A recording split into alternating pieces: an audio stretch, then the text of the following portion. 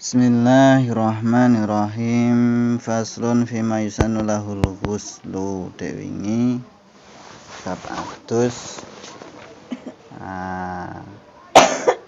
Tentang sing mewajibkan adus, terus rukune adus, sunai adus, terus makruhe adus. Terus saiki apa saja yang disunahkan mandi? Ora sunah dalam mandi enggak, tapi jika kita mau melakukan ini disunahkan mandi. Apa wae? Mau dibahas. Yusanul ghuslu li huduril jum'at walil 'idain wal kusuf wal khusuf wal istisqa wal ihram wal dukhul Makkah wal Madinah walil wuquf bi Arafah walil tawaf walil kafir idza aslama walil ghasil mayyit wa batanahwil hijamah wal ifaqah minawil junun. Jadi ada beberapa momen yang di situ disunahkan untuk mandi. Yang pertama hari Jumat, ya mau kuwi disunahne adus. Khususnya kanggo wong sing arep Jumatan, kuwi disunahne adus Jumat.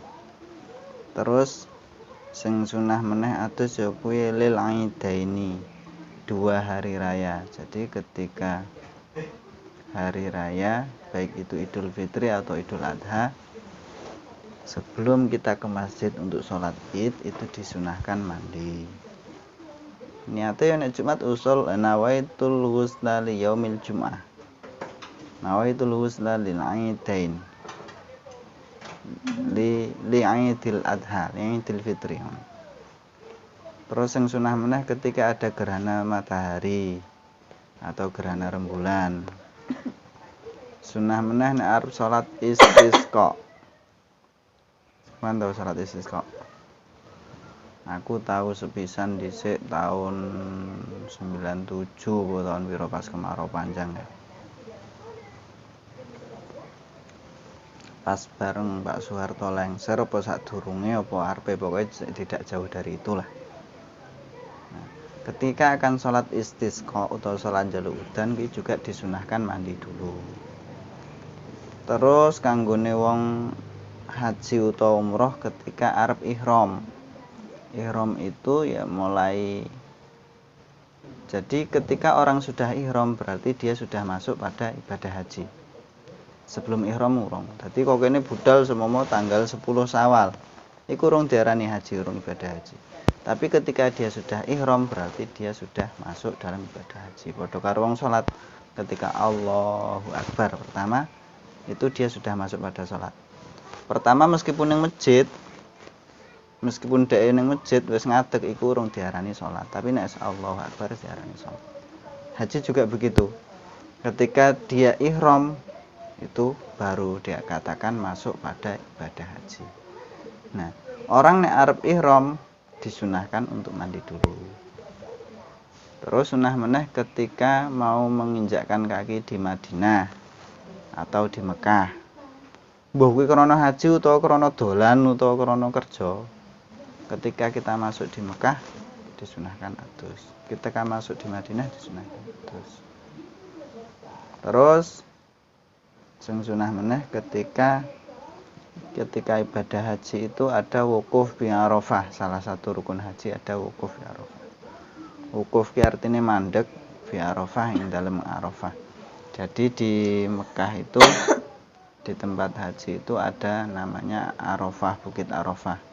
Nah, wong haji ki wajib nginep ning Arafah kuwi. Ning kono dikatakan nginep tidak berarti harus semalam full, enggak. Katakan semua dek tekan kono jam 3 bengi, terus teko isuk subuh kuwi juga sudah dikatakan nginep. Intine ning kono leren di waktu malam ning kono. Jadi mulai aktivitasnya mulai isuk, kuwi jenengane wukuf.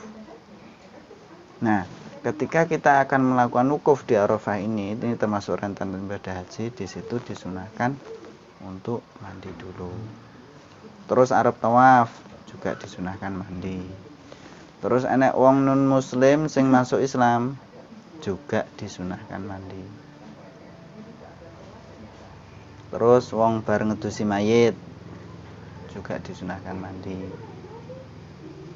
Terus wong bar hijamah ki cara bahasane saiki bekam ya. Ngerti bekam apa ora? Ning tabib-tabib kan biasanya ning. Nah, nek wong bar hijamah atau bar bekam kuwi disunahkan mandi juga.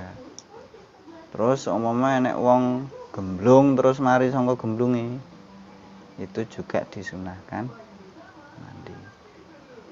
Tahu nek kanca kuliah dhisik ya naudzubillah, jadi ketika dia SMA itu ning pondok kan gak oleh pacaran. Cah wedok kuwi. Karena gak oleh pacaran, mentalnya tertekan kan, cek buber-bubere. Akhirnya ning kono stres. Jadi balik ke pondok iki kaya cah ra waras ngono ya, terayu stres. Kadang adike ngono disiram banyu isa-isan. Jadi pokoke stres ngono lah. Terus lantaran diundang ning Kiai ku Kediri, kuwi mondoke ning Ponorogo. Diundang ning Kiai ku Kediri. Didongani karo ngumpulne masyarakat kono, modele Kiai Kediri nek nambani ngumpulne masyarakat. Jadi dijak ndonga bareng-bareng ngono lah intine. Alhamdulillah mari. Sawise mari let pirang dina ya suwe lah, ya dhek terus nerusne sekolah, wis lulus terus kuliah. Pas kuliah kan sekampus karo aku. Kayak takok, "Kang, mosok nek wong bar gemblung ki kudu adus dhisik ngono." Ya tak jawab sesuai karo iki.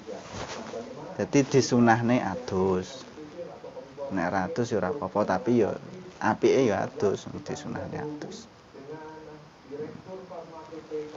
Ya adus kan sebenarnya cuman nek doa tersendiri buat yang hadis. Terus Ya nek dongane enggak enak ya niate wae sing beda. Dan yang perlu dipahami, niat itu tempatnya di hati. Kayak niat ki ora harus bahasa Arab. Jadi nek semua dhewe niat itu kan di hati. Jadi enggak harus bahasa Arab. Semua dhewe salat ngono kae, nek dhewe usolli fardhul maghribi ketika mengucapkan harus pakai bahasa Arab. Tapi ketika Allahu Akbar atine enggak nggo bahasa Arab enggak apa-apa. Saya niat salat maghrib 3 rakaat menjadi makmum karena Allah taala. Oleh niat ingsun salat maghrib 3 rakaat hale dadi makmum karena Allah taala. Oleh. Tapi itu tidak diucapkan, hanya dalam hati. Jadi niat itu dalam hati. Dewe adus semua adus junub, nah, niat ingsun adus junub lillahi ta'ala. Bisa. Tapi kan dalam hati. Ketika kita membasuh pertama dalam hati mengucap. Jadi niat itu tidak harus bahasa Arab. Yang membedakan ya cuma niat itu. Saiki wong adus Jumat karo adus junub karo adus mari sangka gemblung. Ya aduse padha. Artine ya kaya wingi, rukun adus kuwi kan enek loro. Siji niat, loro ngratani kabeh banyu. Dari ujung semua jenis rambut, semua jenis kulit harus telas. Dari ujung rambut sampai ujung jari kaki. Ya dadi aduse padha, ning bedane mung niate. Kayak niat kuwi ning ati. Dadi nek didelok ya padha wae aduse. Wes. Takok. Ihram. Engko ning bab haji enek. Dadi ihram kuwi enek ihram dari mikot. Ihram kuwi mesti dari mikot, enek mikot zamani, enek mikot makan. Mikot zaman kuwi kanggone haji. Zaman itu artinya waktu. Jadi orang itu sah ibadah haji apabila pada waktu-waktu tertentu. Karena haji kan enek yang bulan haji tok. Waktune kuwi ketika masuk bulan Syawal itu sudah diperbolehkan niat haji. Itu zaman. Lah nek makan ihram makan Bahasanya apa makan apa tuh ya. Itu dari dia berangkatnya dari daerah mana? Nyak songko Indonesia ning Yalamlam. Ihram makane. Jadi ketika sampai di Yalamlam ning kono diniati haji, niat ingsun ngibadah haji. Utawa kepiye sesuai dengan tuntunan sing enak nek dhewe haji kan. Tempatnya nanti Jadi kan komo iki Ka'bah. Indonesia kan arahnya dari timur Ka'bah. Nah, di sini ada tempat ihram. Yang dari utaranya Ka'bah, bangsane Mesir bahkan sampai Amerika kono enek tempat sendiri. Belah selatan campur sedunia tadi siji enggak. Nek tempat ihramnya enggak. Jadi dia berangkatnya dari mana? Sing ning kidul Ka'bah kaya bangsane Afrika enek tempat sendiri. Sangka kulone Ka'bah berarti blok Eropa anggene dhewe.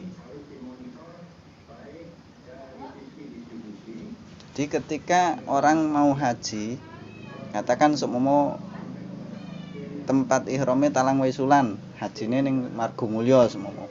Kok kene niat urung oleh. Tekan Talang Waisulan nembe oleh niat. Nah, itu namanya ihram. Nah, sebelum niat itu disunahkan mandi dulu. Nah, itu ihram makan kan. Nah, ihram zaman ya kuwi mau. Nek urung bulan Syawal urung oleh. Dadi wong semono kok kene budal bulan apa kae? Sakban. Sakban ki apa? Recep ruah ya. Urung bodho wis teko kono. Nganggur.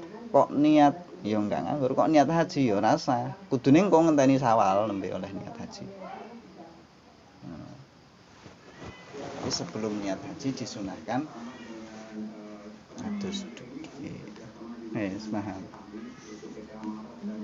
Terus nek mandi berpamanya jarine mandinya harus langsung dicuci. Itu mitos.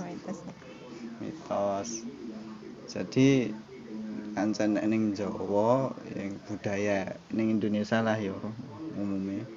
Iku nek bar layat ora bar ngedus di bar layat kuwi kon adus ngono to. Nek kene sunahe bar ngedusi mayit iki disunahne adus. Berarti nek gur layat tok enggak masalah. Enggak masalah. Aku ora tau bar layat terus adus. Kadangan ya ora iso langsung turu kadang. Yo sing sering sih iso tapi kadangan yo enggak iso. Yo enggak apa-apa itu cuma sunnah. Jadi setelah mandikan mayit disunahkan mandi. Yes. Liyane